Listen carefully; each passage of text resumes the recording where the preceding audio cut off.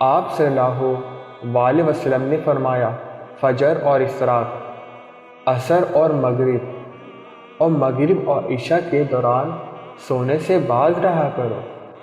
آپ صلی اللہ علیہ وسلم نے فرمایا، بدبودار اور گندے لوگوں کے ساتھ نہ بیٹھا کرو۔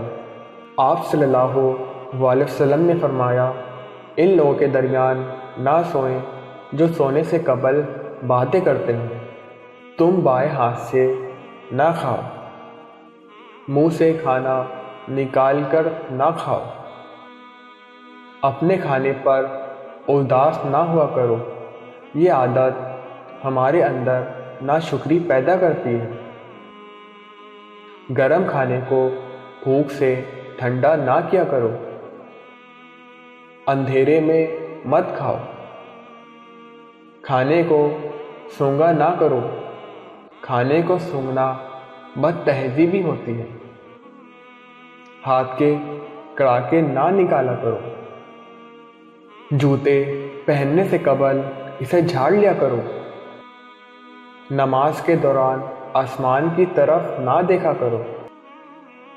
رفع حاجت کی جگہ یعنی ٹوائلٹ میں مت تھوکا کرو۔ لکڑی کے کوئلے سے دانت صاف نہ کرو۔ اپنے دانتوں سے سخت چیز مت توڑا کرو۔ ہمیشہ بیٹھ کر کپڑے تبدیل کرو۔ دوسروں کے عیب تلاش نہ کرو۔ بیت الخلاء میں باتیں نہ کیا کرو۔ دوست کو دشمن نہ بناؤ۔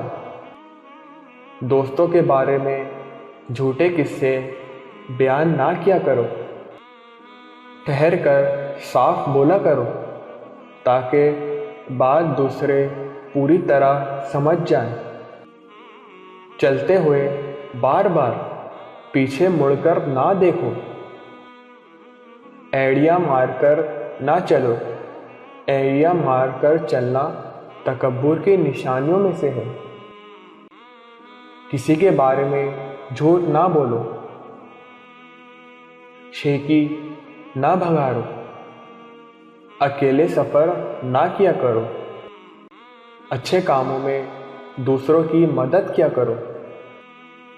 فیصلے سے پہلے مشورہ ضرور کیا کرو، اور مشورہ ہمیشہ سمجھدار کی بجائے تجربے کار سے کرنا چاہیے۔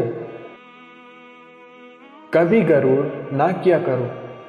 غرور ایک ایسی بری عادت ہے جس کا نتیجہ کبھی اچھا نہیں نکلتا۔ گدھا گرو کا پیچھا نہ کیا کرو۔ غربت میں صبر کیا کرو۔ مہمان کی کھلے دل سے خدمت کرو۔ یہ عادت ہماری شخصیت میں کشش پیدا کر دیتی ہے۔ برا کرنے والوں کے ساتھ ہمیشہ نیکی کرو۔ اللہ پاک نے جو دیا اس پر خوش رہا کرو۔ زیادہ نہ سویا کرو، زیادہ نیند یادداشت کو کمزور کر دیتی ہے۔